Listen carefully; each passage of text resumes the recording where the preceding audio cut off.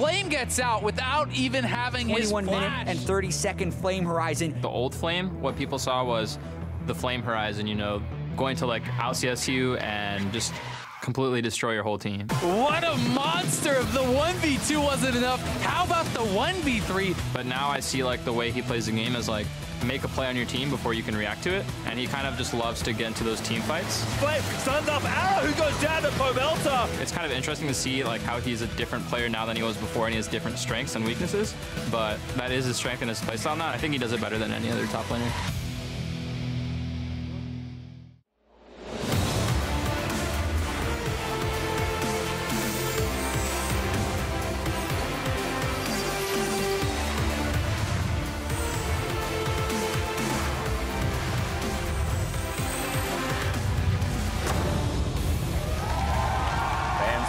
For another day of North American LCS action here at the end of Week 7. 2 playoff spots have already been snatched up, and no one wants to be left out of the summer postseason. Now, earlier in the day, we saw contracts loading in. He showed off his cane on Friday. We'll see if he's even allowed to break it out today when it comes to the picks and bans. He's, of course, going up against Altec and Adrian, who've been showing up huge for Team Dignitas on a hot win streak, taking down TSM yesterday. Doublelift and the TSM squad suffering that loss. He and TSM will be looking to bounce back against Echo Fox in our first match in the Battle Theater. Here you see them exchanging glances in the hallway. Great shot. Really like the way that Those were one some looked. really fantastic shots really to open up the day. Credit to whoever is responsible for those. Hello, everyone. I'm James Dash Patterson. Earlier this week, for undisclosed terms, I negotiated to have Mark Zimmerman in the Analyst Dojo for the 3rd day in a row. I'm glad we were able to get through those negotiations in a successful manner. I'll tell you the terms. It's basically, we agreed to call it the dojo. And that's all it took to get me back. That's really all in it here, was. And hey, I'm all aboard of the dojo train. Yeah, Right? Oh, that, Sure, yeah, why I don't know not? this dojo. Now we've got some explosive matches for you today. It all starts on NALCS 1, where Team Dignitas hope to extend their climb in the standings versus Cloud9, followed by a first-place rematch between Counterlogic Gaming and Immortals, where our desk welcomes guest caster rookie Phoenix 1 jungler Mike Young. That'll be exciting. Now, if your day is starting on NALCS 2, Echo Fox take to the Battle Theater opposite TSM. Then Team Envy and FlyQuest continue their fight for a playoff spot later in the day. As I mentioned at the top, we've got 2 playoff spots already claimed, and who better to acquire them than our first-place teams, who are duking it out later in the day. CLG Immortals is going to be a very interesting match to watch, just because Immortals yesterday, though they won over FlyQuest, not super convincing in terms of their picks on the patch. A lot of weird stuff, Rumble Jungle, Poppy Top. Sure, you can argue, oh, maybe it was flexed and they got forced into a weird spot, but it did not look super great in Game 1, and even in Game 2 and 3, while much cleaner, didn't show great mastery over the new patch on 7.14. Whereas on the flip side, CLG look fantastic. They are already flexing the Maokai between top and jungle, something they were doing previously with Gragas. They just basically both learned a new champ, but kept the same strategy. Now, of course, this is, you know, the battle for first only because TSM suffered that loss yesterday. Of course, right after we called them perhaps the best team in the league, they go and drop that series to Dignitas and are now sitting in 2nd place. That was the thing, is you can see that they also, like Immortals a little bit, seem to be struggling on the new patch. They did get forced into a weird situation where the Xerath pick did make some sense. There are a lot of mid lane bans, and you could see how it worked with the Jarvan. Now, that said, even in Game 2, you really didn't see much innovation in terms of what's strong on this patch. No Cho'Gath, there's a Jax pick seemingly out of nowhere, no Maokai. They gave it over twice to Dignitas, who were executing with that champion, so it did feel like maybe a little bit of unfamiliarity. Exactly. Coming into that match, Altec had said that if Dig were to win, it would probably largely be due to the new patch and their ability to adapt to it. We don't want to credit their win entirely to 7.14, but it certainly played a heavy role. We saw things like the Sivir pick come out alongside the Maokai. Yeah, just understanding what's going to be strong together. So Maokai Sivir was always super good. They bring it back here. Sivir's also a little bit stronger in the meta with less harass. Same with Janna as well, a champion that they comboed that Sivir with. The laning phase of Janna was always a little bit weak when she got poked out a lot, but against things like a Thresh, where you just have to worry about the all-in, it's not nearly as bad as she has the ability to reset some of those engages. And with the coin coming in, it's just super nice. The gold generation on this thing is huge, and then it's like once you get into the Ardent Sensor build with Janna, she becomes completely online. You just buff up that Sivir and she becomes a monster as well. It's pretty fascinating, right? Within 2 days of this new patch, just Friday and Saturday, we had a plethora of new and unique picks to the summer split popping up. Hope to see some more of those. I'm still waiting to see who's going to be the next jungler to pull out. Kane right alongside Contracts. He found tremendous success with it on Friday. I don't know if it's just an under-practiced champion at the moment or what's going on there. I'm sure it's a little bit of that, just because when you heard the interview with Contracts at the end of the, that match, he was like, yeah, I played this a ton in solo queue. I tried to figure it out. I initially went blue Kane. I thought it wasn't that good. Right. So then I had to adapt and learn. If you haven't gone through that learning process yet, and there hadn't been any patches or any professional games with that champion that you could watch and then scrim with, it's a little bit hard to learn. But now that's been debuted for 1 week, maybe you can take that kind of, you know, super leash with Kane and start copying that style. I mean, it's clear that things are not clear on patch 7.14. So if you have any questions about the patch, make sure to send them to @LL Esports with the hashtag NALCS. Myself, Zyrene, and Nazael will answer some of them on NALCS tonight after the show. Time to kick it over to the casters, though, to get the games underway. Enjoy. Thank you, Dash.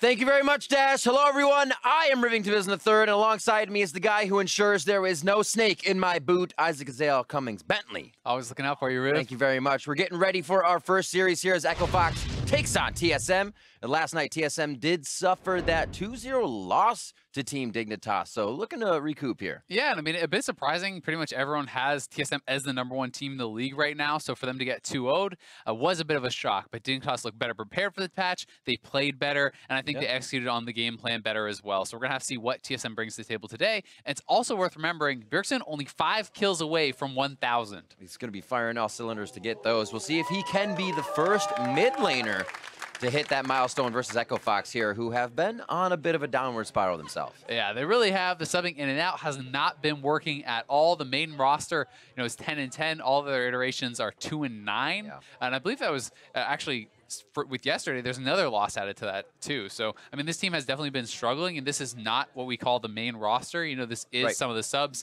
We have, I believe, Mash and Brandini are in today. So we'll see if they can actually perform against one of the best teams in the league. We'll see if they can start to make a mark here at the end of the split for themselves. Let's check out the starting lineups. On the blue side, it will be Echo Fox.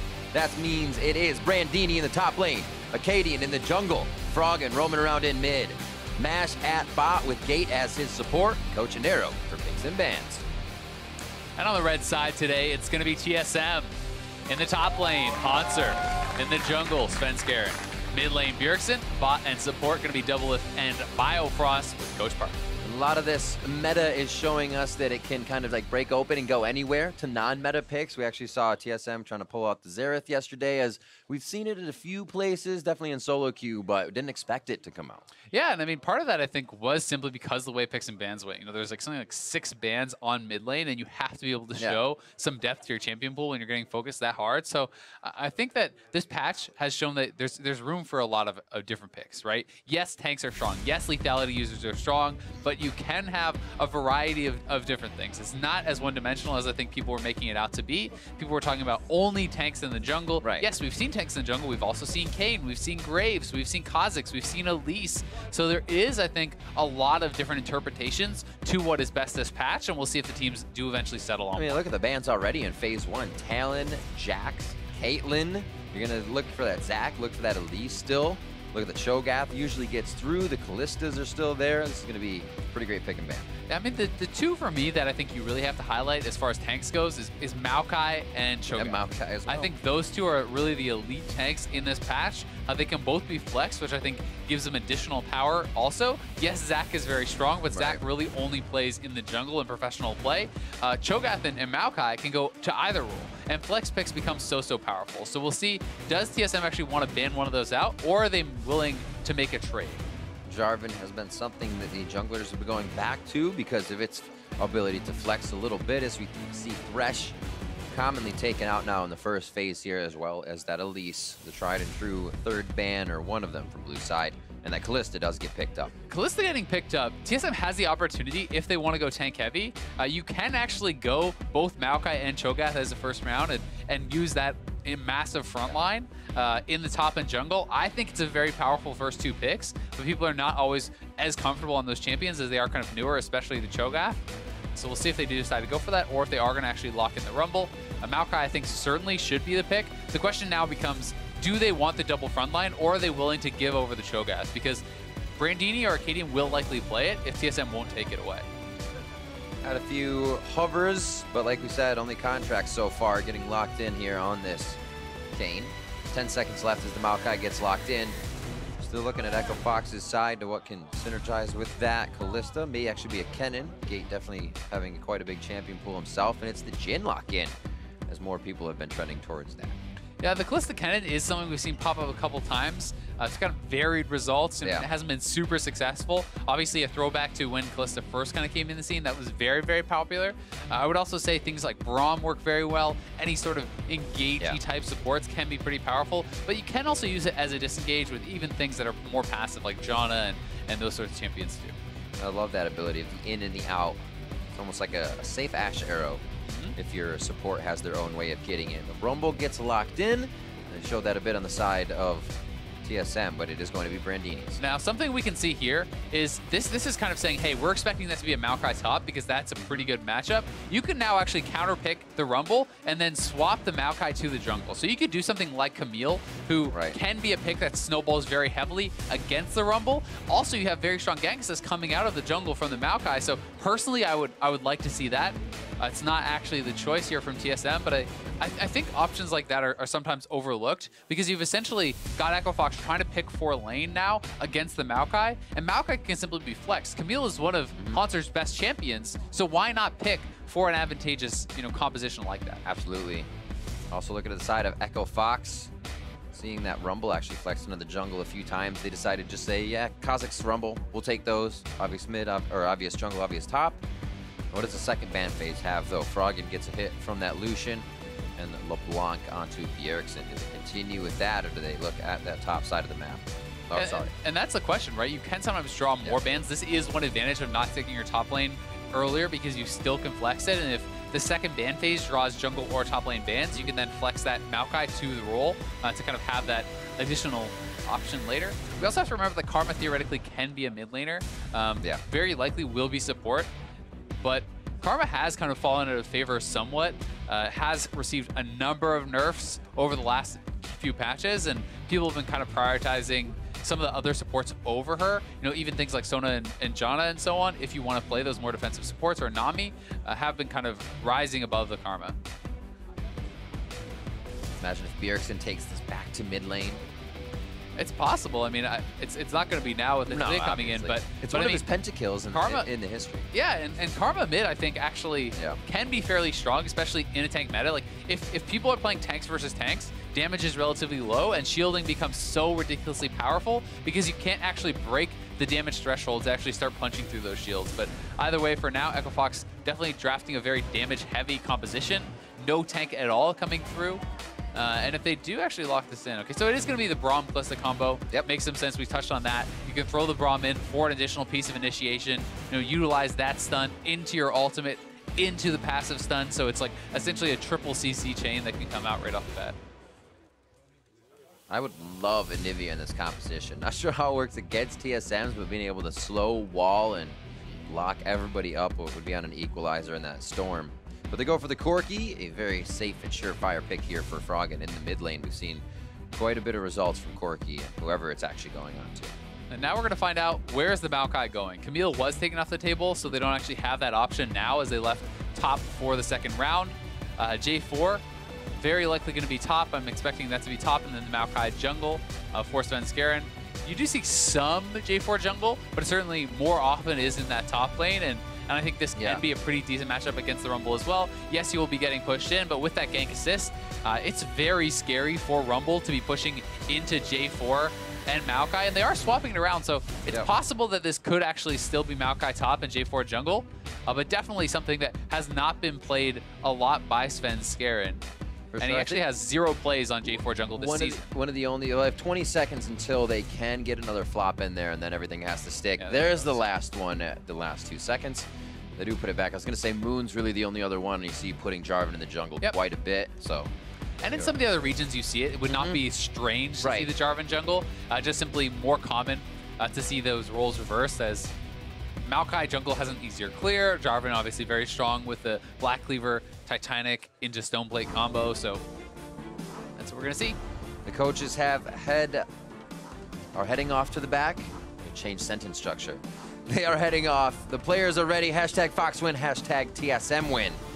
We'll have to see some pretty volatile team comps coming from both sides. Damage in just about every lane here for TSM, and same thing for Echo Fox. tanks in the jungle for TSM. So hey, you've got to say, looking at Echo Fox's composition, they're much more, I think, damage focused even than TSM with Kha'Zix jungle. You know, Rumble in the top lane, pure DPS. You know, you have Corki and you have the Kalista. So this is a very high damage comp for Echo Fox. If you fall behind, you know, Maokai to J4, this tank composition who's going to be supported and shielded up by a Biofrost on the Karma, it's going to get really bad for Echo Fox. When you run these fragile compositions, you need to be winning lanes. You need to be staying ahead, or it does kind of shatter because the engage is so easy with the Maokai J4 combo, backed up by this Jhin ultimate, backed up by the Biofrost shield. So look for Echo Fox to push their advantage in the lanes, and if they're unable to do that, TSM's probably going to steamroll. See how they start this one off. A little line of scrimmage, but it does look like Fox does want to keep moving in and get something deep. Yeah, I mean, on the side of TSM. Echo Fox hanging out as a 5-man squad. They're waiting to see, will TSM invade for the Raptor ward? And they were stacking there, hoping that someone from TSM would step forward for that Raptor ward, and that they would be able to force out a summoner spell, or even get a first blood. Because if you walk that far in and get hit by a Braum Q, you are going to get tagged. Either way, TSM did actually push in for vision on the other side, so they have a ward on Akaadian's blue buff, and that will give them some intel as to where he is starting. And Echo Fox ends up with no vision at all, so they don't actually really know what Svenskeren is doing, where he's going to be starting, and for now it looks like he will be starting on the red buff as he's stacking up his saplings over there. See how much they focus on this pathing, how much they actually focus on the lanes. Both of these teams known to take a bit of a longer laning phase, Fox and TSM, with the lowest percentage first turret. Fox at 39%, TSM with 41. So it kind of shows you how they battle back and forth more so over that laning phase than opening up the map to start things off. Yeah, and it can be one of the cases where some teams do like to try to prioritize, you know, things like dragons or you know, or CS advantages over the earlier lane, so have to force for turrets. Sometimes that can be pretty good. Sometimes it doesn't really work out that well. Svenskeren can be able to clear this out very easily with the saplings. You have so much AoE damage coming out in addition to your arcane smash. So Maokai really does have a strong jungle clear, and is going to be expected to be a bit ahead on that clear compared to Akaadian, who skipped clearing that big Raptor, trying to move a little bit faster. And sometimes you see Kha'Zix just do a 3-camp clear on bot side and then base, because you actually will take a lot of damage doing this clear as Kha'Zix. Make sure you get those spikes in range for the heal. Keep himself good to go. Good push in here. Biofrost gaining that brush control on the bot side. Akaadian finishes his route. A few last shots from Doublelift. Actually pretty tough lane to play against. We see any lanes with Jhin's poke, and you can just keep hitting a deadly flourish and stun the other team up. Yeah, and I mean, it's a ranged support versus melee as well, right? And while Braum has great gank assist, great team fighting, great all-in, Braum does not play well passively. If Braum is sitting back, you're going to get poked out, and that is why Mash is, you know, missing a fair bit of the CS, because they're getting pushed in on a turret, they're getting harassed out, and Gate, you have trouble sometimes prepping the minions as a melee support, simply because you're going to take damage every time you actually step up to try to do that. Right. I think Braum's one of the final few not on coin. Even the Threshes are switching over at this point. For many reasons, of course. Yeah, coin always that helpful right position in lane is also a great thing. Waiting for this to pop up to the turret before they can really do too much more damage to it. Mash should have a few.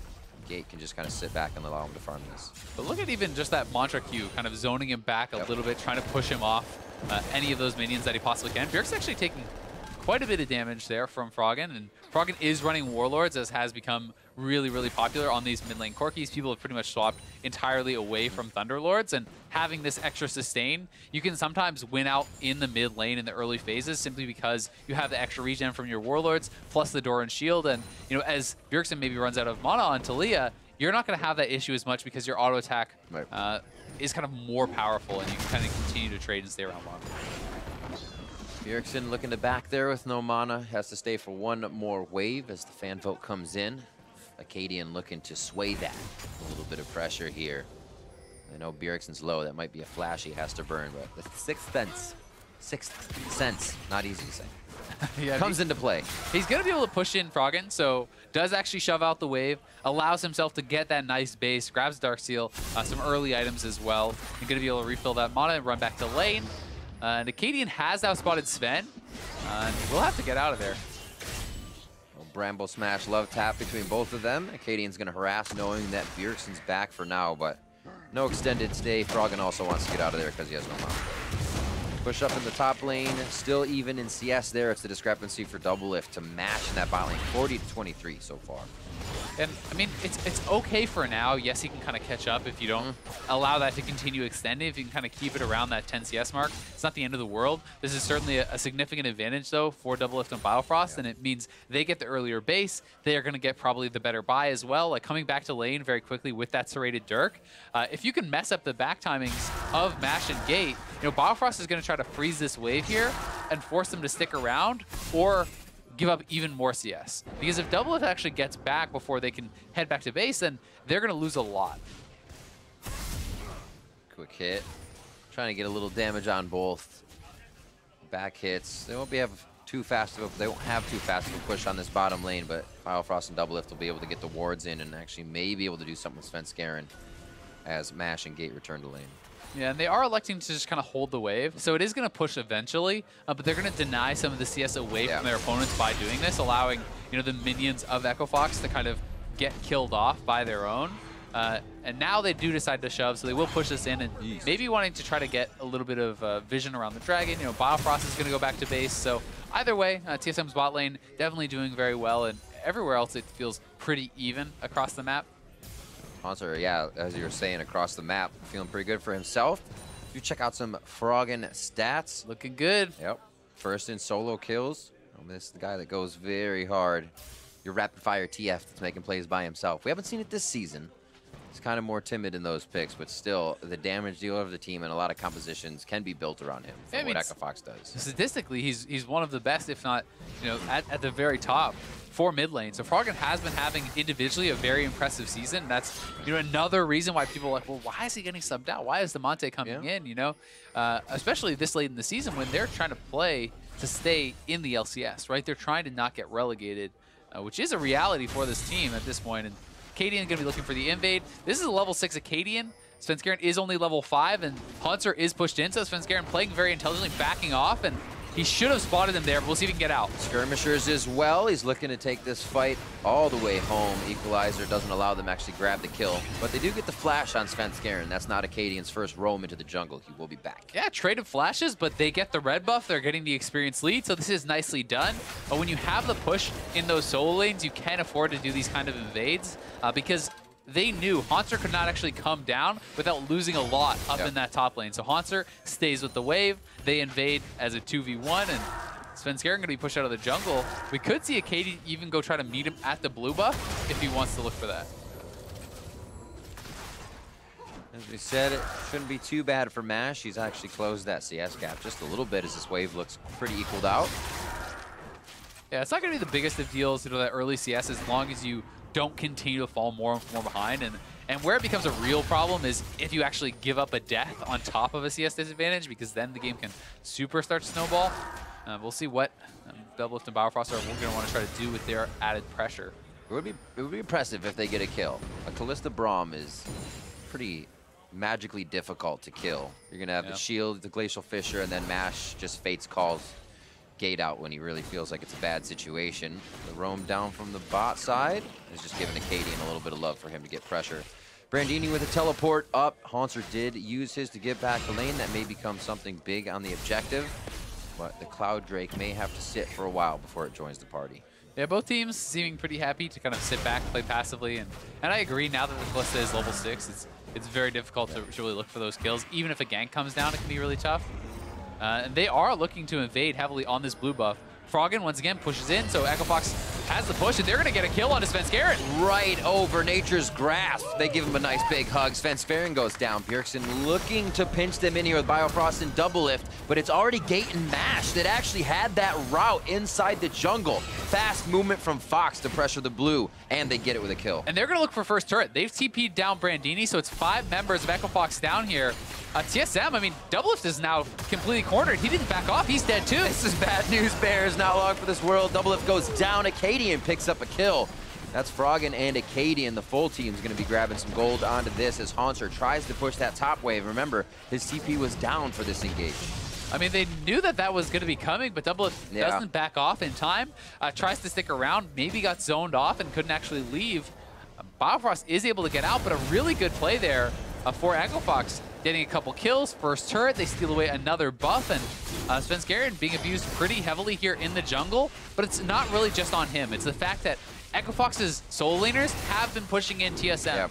In the top side, they invade with the top laner. Now, Froggen shoves in Bjergsen. He invades with the package, and this is something you have to really play around because they knew Corki had the package, and they knew he's missing.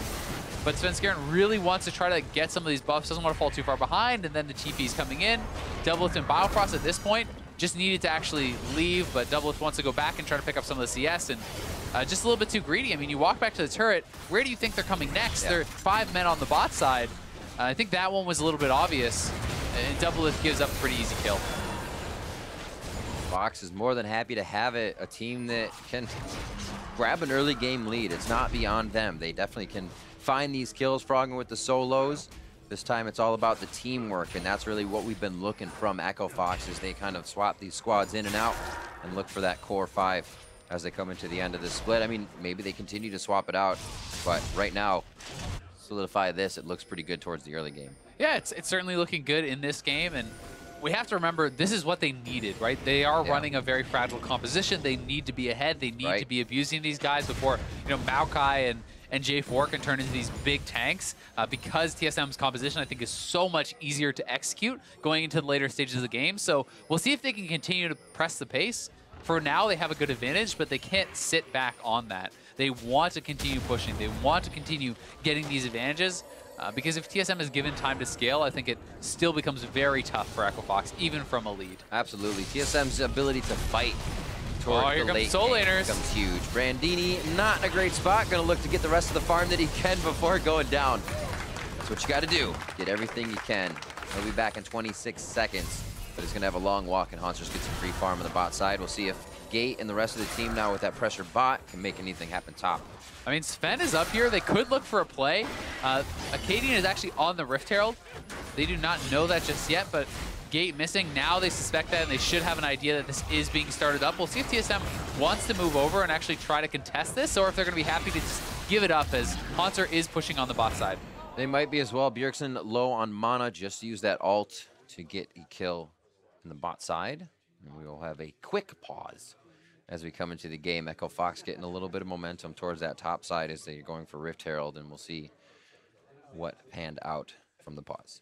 And Gate is having some audio issues, so we're going to get that looked at. Hopefully no lingering problems. We can get that fixed up very quickly and hop right back in. But we will let you know as soon as we know more. Either way, Echo Fox definitely off to a good start. TSM aware that they are on the Rift Herald now.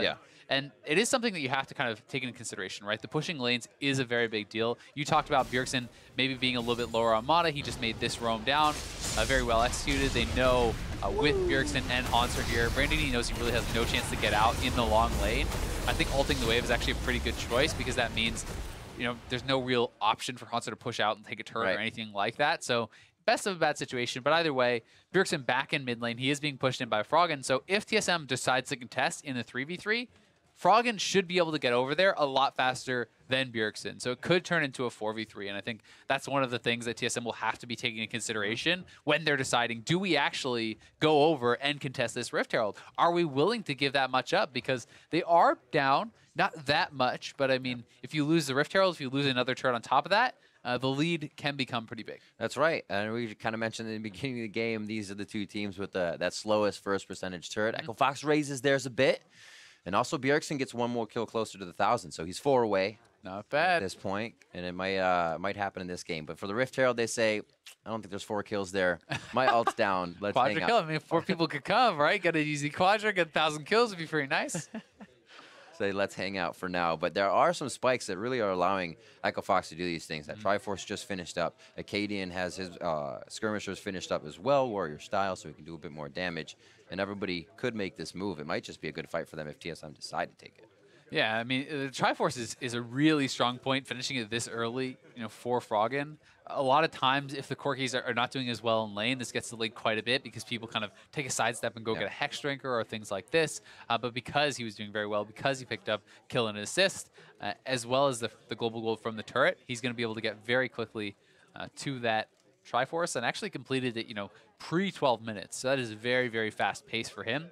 The Skirmisher Saber, it's interesting you point that out because almost no one is going anything but the warding totem, actually. Trackers, yeah. Tracker's knife. So this means it's a playstyle based thing, right? We saw how much Akaadian is actually invading, and if you're going to go skirmisher saber, you need to play that sort of style because you are not providing vision through wards. You have to provide vision through pressure, right? You have to be in the other jungler's face. That's how you track him. And this does give you a very heavily dueling advantage, having that skirmisher saber. So the 1v1 should go very heavily in his favor, both based on champion and based on item build. So he's going to be looking to follow Sven around as much as he can, pressure him in his jungle, and that's how he wants to keep his team safe. Absolutely. And it fits his play style as well. You know, Akaadian going in, he's the kind of guy that likes to do something by himself, get that kill, almost like a not bother his team situation or don't have to wait for anybody. Sure, he'd love his team's help, but he would rather be in and out, and this just fits it right in the wheelhouse. Still looking to fix up Gates' audio as we continue this one. TSM, talk about their past weeks a little bit, falling back and forth as they come back from MSI. Feeling obviously pretty strong from that, but at this point, or I'm sorry, Rift Rivals. But at this point, kind of looking to find their footing again. Yeah, I mean, it's one of those things. Like, I still think that they're probably the best team in the league. Yeah. They did not have a good game against Dignitas, and Dignitas is a team that people have been very high on, then very low on. It's kind of hard to tell where they are. I mean, they started the season 5-1. People are like, hey, maybe they're one of the best teams in the league. They're tied for first. Then they lose 4 straight series. They go to 5-5. Now they make a roster swap. They seem to be surging again. They crushed TSM yesterday. They are looking very good. But throughout the season, I mean, as far as actual total losses, TSM is the team with the least. People are still looking at them as a very strong team. And we have to see how can they actually adapt to this patch, right? We saw how another top team performed against Echo Fox yesterday. CLG did play against them and absolutely trashed them. They won in under an hour of gameplay. So you're looking for those sorts of performances from TSM against a lower tier team, because this is a team that's fighting to be the best team in the NALCS. Absolutely. Going up against a team that's fighting to not get relegated. And it should be, one-sided affair. We're getting towards the end of the split, and these are the stages where you don't really get to have that luxury of saying, oh, okay, well, we'll fix that later, right? It needs to be fixed now because you're getting to that playoff level. Luxury for Rift Herald is Akaadian and team. They do have a chance to pick it up. It can't be stopped. Nice flag and drag to 3 members of Fox, though. TSM do want this fight, even though we were talking about that item spike for Fox. If TSM has the positioning, they can rout Fox on this Rift Herald. It's still going to be up there for Akaadian, but what a fight for TSM to just kind of strangle them down. Yeah, nice job by TSM coming in, getting the kill. It's only the 1 kill, and you get the 100 gold for taking the Rift Herald, plus the Rift Herald bonus of actually being able to drop that and hopefully secure a turret. So I would say it's worthwhile for Echo Fox, especially when you consider teleport and stuff was blown there too, but there were a number of summoners used in retreat for Echo Fox, so it just comes down who's going to be able to get more from the extended trade. Can TSM actually get more out of these summoners being down, or will Echo Fox get a lot from the Rift Herald? So Akaadian grabbing that Rift Herald, but because he sticks around to do so, he's going to get chased down, he will get killed. The rest of Echo Fox able to actually retreat out, but this was a nice TP play, and you see the combination, how powerful it is of the Maokai and the J4. Throw out that Maokai ultimate, you CC them up while it is traveling towards them, and then they're going to get stuck in this long route. The separation as well, the chance when Hauntzer does have a chance to TP back to that play becomes a bit different. Brandini's was just on the way up. So again, their mismatch maybe becomes Fox's next teleport play. It just has to keep kind of folding over for Fox in that way. If, like we said, if they don't continue those aggressive fights, Svenskeren and Hauntzer just get too big. Yeah, and Hauntzer, because of the fact that Brandini, TP'd bot for that 5-man play, while Hauntzer TP'd back to lane, Hauntzer has actually gotten a lot more experience. He's gotten a lot more farm, as well as the kill that happened on Brandini, on the bot side with Bjergsen. So these are things that has actually put Hauntzer a fair bit ahead. If you look at the CS, he's quite a bit up, and back into another pause, unfortunately, as the Rift Herald is being summoned. Rift Herald to the mid lane. Still waiting actually on a minion wave. I'm trying to figure out where it is. Just setting. Yeah, so Gate is having another issue again, having some audio problems there, so hopefully can get that fixed up very quickly. But either way, yeah, Hauntzer opening up a lead for himself. The experience is I'd say, a bigger deal than the CS right now. The fact that he's actually 2 levels up gives you so much more power. And, while Rumble, you're more about the team fight than the split push, you need to be able to stay relevant because you're the person who has to try to match Hauntzer if he decides to go for that split push route. And Hauntzer building pretty heavily for the 1v1. I think it's a smart build to grab that early cowl to be able to survive through the Rumble, because the solo laners are both going to be dealing magic damage. Corki will as well. Yeah. And it looks like he wants to go towards the Black Cleaver and then Titanic after that. And if you hit that sort of item breakpoint at a reasonable time, the 1v1 is going to be very strong for you with some MR and some solid damaging items. So Brandini definitely needs to kind of keep pace and try to keep up in the experience, because if you make too many team plays, if you're grouping too much and you're not really crushing down the opposing team, then they will be, just by nature of farming all the different lanes, getting more experience, getting more CS. So interestingly enough, like, what's the best way for Brandini to manage this? Because usually you can expect the mid laner not to be there as fast as a Taliyah on a wall, or even with Taliyah wall down, that passive towards the bot lane. So how, if you are trying to push solo with just wards, do you make that safer, or do you have to play it very timid? A lot of it is about vision, right? And if you don't have the vision, you have to play scared in one of those circumstances, because if you cannot spot where Taliyah is, then you have to kind of assume that Taliyah is coming towards you and back off, right? And it's about playing it safe. It's about pushing your limits as much as you can, but taking the information that you have or the information that you don't and making the best assumption of where they could be, what they could be doing. It's also one of those situations where if you do not push out waves before you teleport to a fight, then you're going to lose farm, right? So the early play, while it was very good for the team as a whole, they got 2 kills, they got first turret. Brandini only got an assist, and he didn't get any of those kills, and he TP'd away from lane while Hauntzer had already TP'd back. So Hauntzer is getting more individually out of that play. So that puts Brandini behind, and then you're kind of reliant on your team to really make good on that, right? They got the advantage, so they have to be the ones who are doing well.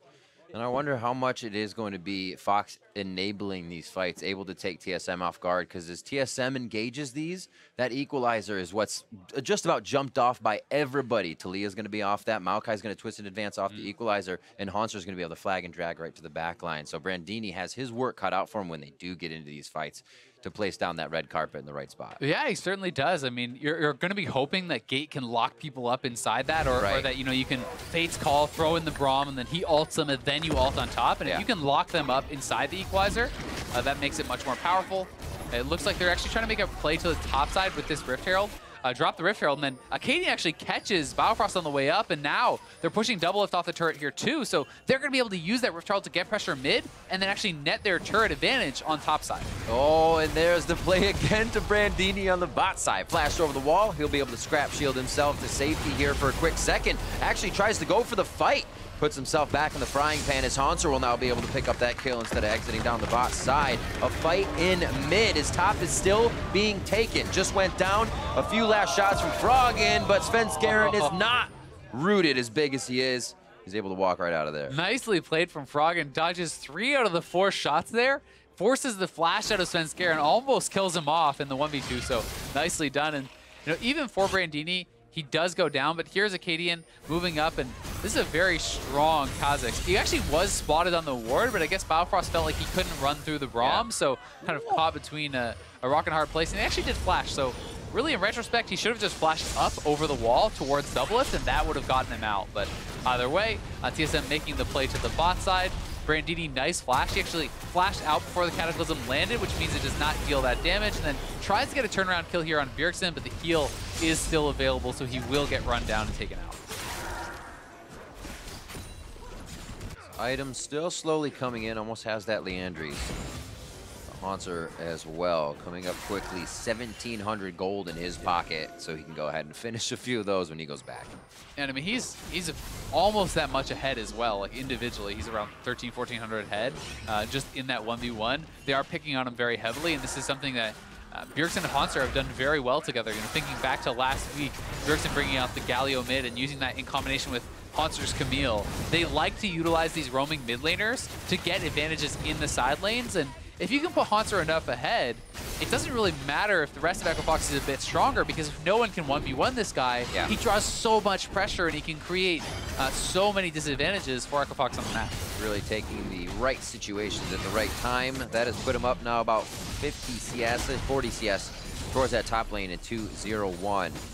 Seems like they swap back the pressure. He'll push up and try to grab the turret here as TSM does a great job defending mid. This already got Rift Herald once, and Echo Fox fell a little short on that one. It's going to be tough with Taliyah clear. Yeah, it certainly is. I mean, Taliyah has very, very good wave clear. That is the majority of their wave clear, though. You know, the rest of them are not going to be as strong. Yes, they can obviously contribute, but certainly they're pretty reliant on Bjergsen in that case. And Echo Fox roaming up to the top side. Hauntzer are going to be taking some pressure here, but TSM is coming up, and if they chase too far, Bjergsen has the ultimate, so they need to realize that Taliyah could roam up there pretty quickly, and that TSM could even look for a dive. I mean, it's 4 men strong now here. They could actually go for this, and Maokai ultimate going to get popped. Yeah, seeing Brandini on the bot side says, go, go, go. Rooted as soon as he goes into the Valkyrie. That's going to be Froggen going down. Gate lives only because he has a bit more HP. He goes down at the end. 33 seconds on these timers gives TSM a lot of time to gain map control. It's going to be top turret and maybe even a bit more. Yeah, really nice dive there from TSM, realizing it was only the 2 members, and they were able to execute that dive very well. Froggen does not actually avoid the Maokai ultimate, and once you get tagged by that, you're going to get CC'd up for so long. It's an easy seismic shove for Bjergsen. That's pretty much guaranteed, and the follow-up damage so high. They're able to burst them down, take a turret, and get back to mid lane to defend. So nice job by TSM. Flash over the wall. Mash starts 1v1ing with Bjergsen, but gets shoved back now. He's got the world against him, trying to live. The curtain is called, and he is put down in the end. You can only dodge summoners. so much, Riv. I mean, there's 5 members there. He's dodging almost everything. 2 and more Bjergsen, kills. He's getting close. Full kill participation throughout this game for Bjergsen and Hauntzer. How do you get that from your solo laners? You're only 18 minutes in. Those guys have been everywhere and anywhere they can be at this point. We'll see this again. The tag team duo and Svenskeren setting up the Maokai ultimate very well. See, Froggen, I think he thinks he can actually valve past it, but he gets rooted up, and he's going to get seismic shoved right out of that. Once you get hit by one part of the CC, you're going to be locked up for so long because there's the knockup from the Q, there's the root from the W, root from the ultimate, flag and drag from Hauntzer, and the seismic shove. So definitely really powerful team fighting, and TSM, they now have not only eliminated Echo Fox's early advantage, but they have gotten a little bit of one for themselves. And from this point, it gets very hard for Echo Fox because their composition is so much harder to execute. It's not just run straight at them and start fighting. You have to be able to find skirmishes. You have to be able to split up fights because you're also squishy. Anyone who gets CC'd up is going to die, and that's the advantage of running these sorts of compositions that TSM is. I mean, you open up a curtain call, you hit CC on the closest person, and you just kill them. It's like, that's as simple as it gets. And a lot of times we've seen teams with that, say a curtain call, and then there's one engage that's too far, but they have the flag and drag and the Maokai this time. 2 people can go that far in these engagements. We've seen some teams get into a bit of a chaotic situation when they can't follow up as fast with these tank comps they create. But like you said, Echo Fox starting to fall behind a little bit without being able to get that early game damage. What's the way back? Because it's basically TSM has to go to a barbecue on the equalizer during a fight. I mean, the way back is creating vision, you know, getting vision over your opponents, finding picks, right? You have to get these fights that are either odd man fights or that you can actually split up the fight because, you know, high DPS members can skirmish very well. They just don't function as well in the 5v5, generally speaking, because, you know, if a Maokai is fighting 1v1 against the Rumble, maybe the Rumble wins, right? But you're in a 5v5, Maokai just CCs you up and the team kills you. So it's about splitting up fights. It's about utilizing this Kha'Zix, who is very strong, to find picks through vision and through pressure like that. Akaadian being able to find maybe even Bjergsen on his own could ult around and really get that speed. The other option is if you can kite out a fight well enough, right? If you evolve the Kha'Zix W on Akaadian and you just try to kite backwards and focus down the tanks, if you can avoid the CC, which is obviously a lot easier said than done, then that is a way to win fights, but it's so tough with point and click CC coming out of a couple of these members. Akaadian just seeing that ward, has to place one of his own. TSM feeling comfortable about moving these pink wards up means they're ready to protect them as well. Bjergsen gonna go ahead and take a side lane now. They're going for the 1-3-1 as they know they're getting just powerful enough.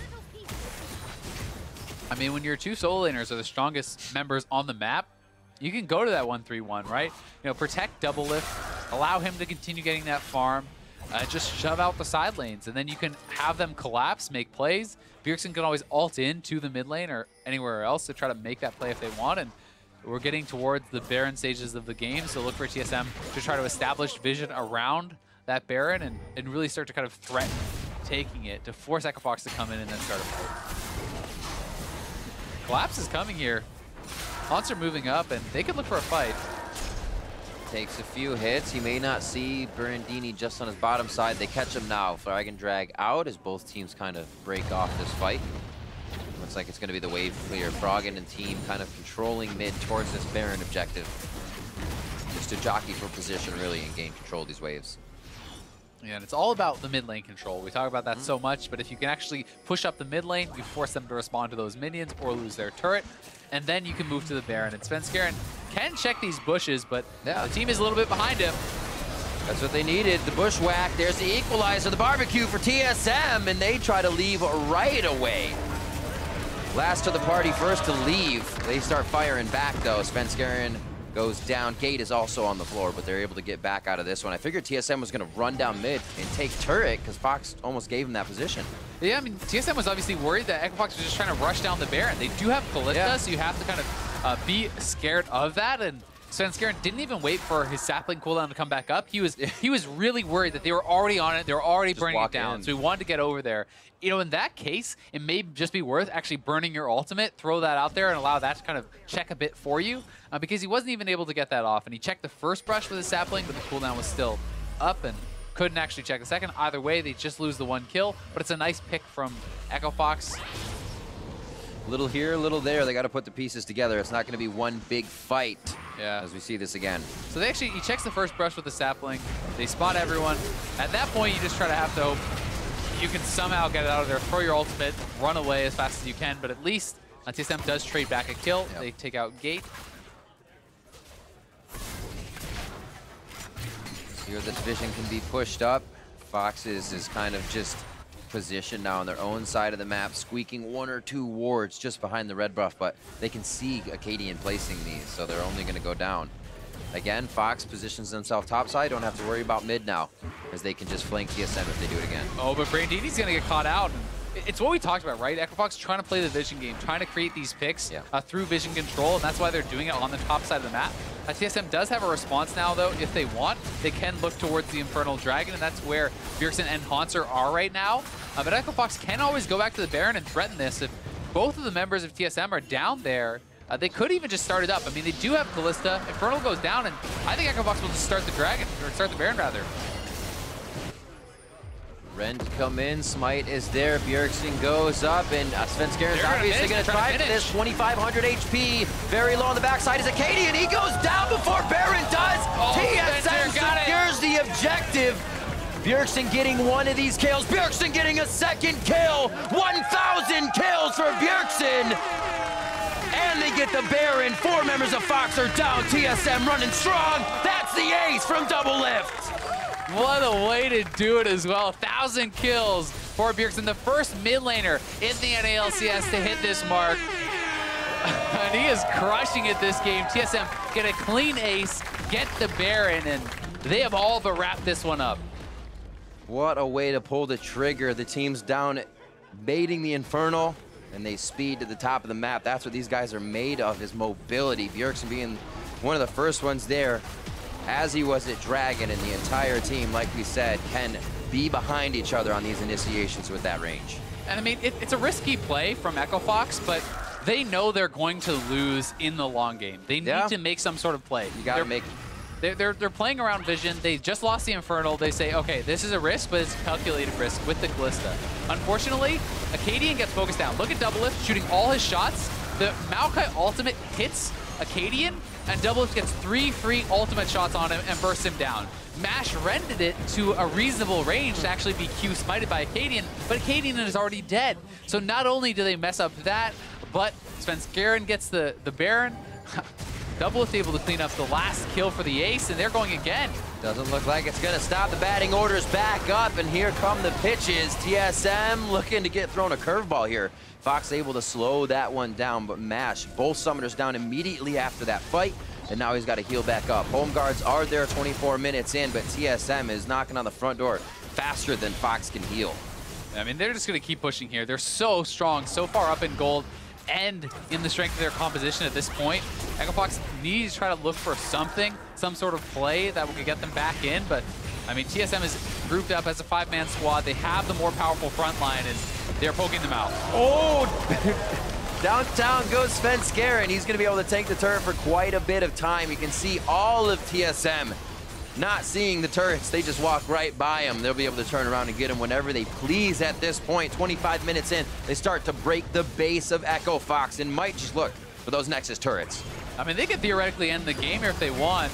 Top side is pushing in, but they're going to go for the kills. The instant root, the instant kill. 3 more members now in the eyes of TSM. Froggen with the Gatling, trying to poke in a bit of long range with Mash and his Javelins. And it looks like they stave off TSM for a bit longer, but it's only so they can get more minions to pile into the base. Yeah, going to knock down this second inhibitor, and it's looking pretty hopeless for Echo Fox. You cannot fight TSM straight up 5v5 as this composition. There's just no way to fight through the J4 and the Maokai. So it's so hard once you're backed into a corner like this. Like, there's no surprise play to really make. Absolutely. Fox with a pretty decent early game, and then it was kind of TSM finding those skirmish kills one by one around the map, making sure Hauntzer was big, making sure Bjergsen was big. And still those two very, very close to having full kill participation. Bjergsen just 1 off. I mean, Bjergsen even bought up a Mage Eyes. He's feeling pretty strong at this point. He's had so many stacks on that Dark Seal for a while. Why not now that he has the extra money? Either way, TSM looking to play this very smart. They're going to clear out all the vision from the jungle. You eliminate all these wards. That takes away any possibility of a flank, and then you push back and go for that third inhibitor. So Froggen would have to use the package on the exit. Yeah. You can see Hauntzer shoving in the mid lane minions so that people from Echo Fox have to come over and answer those. And then as soon as they do, you either take the turret or you simply just dive and take those kills because you know it's going to be an odd man fight.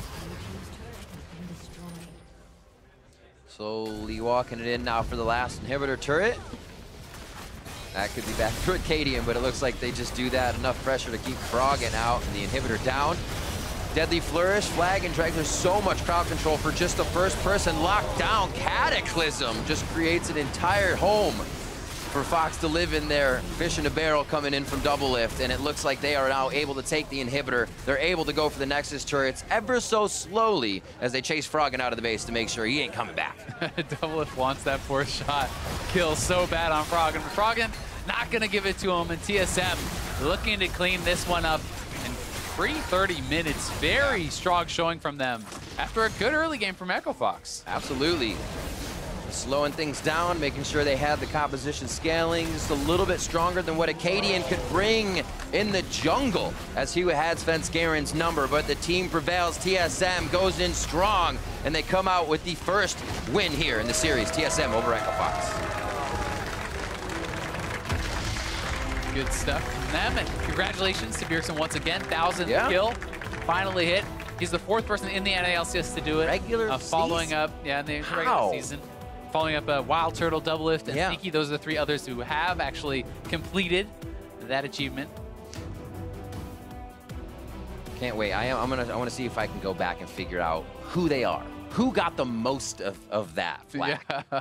Who died the most times out of those 1,000 kills? Who did Bjergsen have? There's just one guy that has like 400 of those deaths.